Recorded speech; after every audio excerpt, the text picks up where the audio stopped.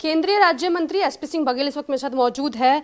बहादुरगढ़ में एक हादसा हुआ है। एक जो है ट्रक ने कई महिलाओं को कुचल दिया है। किसान महिलाएं वो बताई जा रही है और ऐसे में अरविंद केजरीवाल का एक बयान आया है। उन्होंने कहा कि अगर बिल वापस नहीं हुए तो हादसों की संख्या बढ़ती जाएगी। ऐसा वो हादसा कराने के लिए प्रेरित कर रहे हैं, ऐसा बयान दे करके ऐसी संभावनाएं व्यक्त नहीं करना चाहिए।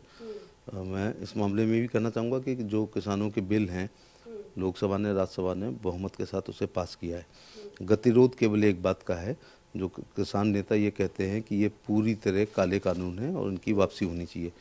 कोई भी कानून पूरी तरह काला नहीं हो सकता है और देश के प्रधानमंत्री, कृषि मंत्री और संसद खासतौर से बहुमत के साथ ऐसा कोई भी कानून क्यों बनाएंगे जो हमारे किसानों के खिलाफ हो, क्योंकि ये देश गाँव का है, देहात का है, किसान का है। देश की खुशहाली का रास्ता खेत और खलिहान से होकर के गुजरता है, तो उन खेत और खलिहानों के खुशहाली रास्ते में हम क्यों कांटे बोएंगे।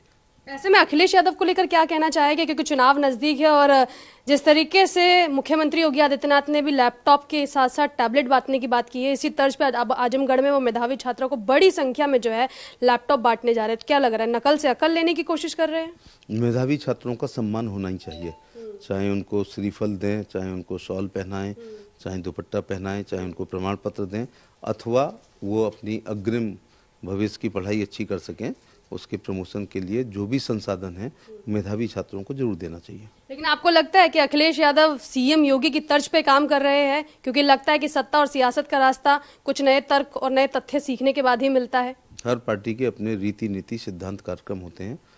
पार्टी का एक एजेंडा होता है और एक घोषणा पत्र होता है, और जो मैनिफेस्टो होता है, मेरी अपनी दृष्टि से किसी भी धार्मिक व्यक्ति को अपने धार्मिक ग्रंथों के प्रति जितनी श्रद्धा होनी चाहिए उतना ही राजनीतिक पार्टी को अपने मैनिफेस्टो से प्यार करना चाहिए और उसको लागू करना चाहिए। प्रियंका गांधी वाड्रा को लेकर कोई खासी टिप्पणी करना चाहेंगे? उत्तर प्रदेश में तो जो है एक तरीके से पूरा दमखम से उतरी हुई और इसी बीच एक बयान भी देती है, ट्वीट भी उन्होंने कर दिया। उन्होंने कहा है कि 2 किसान इसलिए मृत्यु उनकी हो जाती है बुंदेलखंड में क्योंकि उन्हें खाद नहीं मिलता, भाजपा के कानों में जूं नहीं रेंगती। अब जाके वो पूरे उत्तर प्रदेश का दौरा कर रही हैं, तो उत्तर प्रदेश इतना बड़ा है कि वो दौरा संभव भी नहीं है। लेकिन जब वो केवल 2 लोकसभाओं का दौरा करती थी, उनका जब चार्टर्ड प्लेन उड़ता था तो फुर्सतगंज हवाई अड्डे पे उतरता था, और उन्होंने अपनी प्रिय माताजी और प्रिय भाई के लिए ही काम किया है। उसमें भी 19 में वो अपने भाई की सीट अमेठी को बचा नहीं पाई। तो इससे अंदाजा लग रहा है कि जब अमेठी ही वो नहीं बचा पाएंगे तो बाकी जगह उनकी कोई संभावना प्रतीत नहीं होती। असदुद्दीन ओवैसी भी बराबर उतर कर आ चुके हैं विपक्ष के नेताओं में सत्ता पक्ष से लड़ाई के लिए, और ऐसे में मुजफ्फरनगर में एक बयान देकर आते हैं कि खून की नदियां भाई कैसे भूल सकते हैं, मुजफ्फरनगर कांड कैसे भूल सकते हैं। एक सियासी के तौर पर तो उतरना पड़ेगा मुसलमानों को, क्योंकि बीजेपी का साथ नहीं देना है। भारत में विचार और व्यक्ति की स्वतंत्रता है और उसका उल्लंघन भी हो रहा है। बाकी वो एक राजनीतिक पार्टी के सदर हैं, पूरे देश में वो अपना दौरा कर सकते हैं, केवल इन शर्तों के साथ कि कानून व्यवस्था की स्थिति खराब ना हो।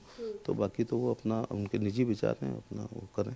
चलिए, शुक्रिया हमसे बात करने के लिए। कैमरा पर्सन राजन के साथ मैं भावना, समाचार प्लस दिल्ली।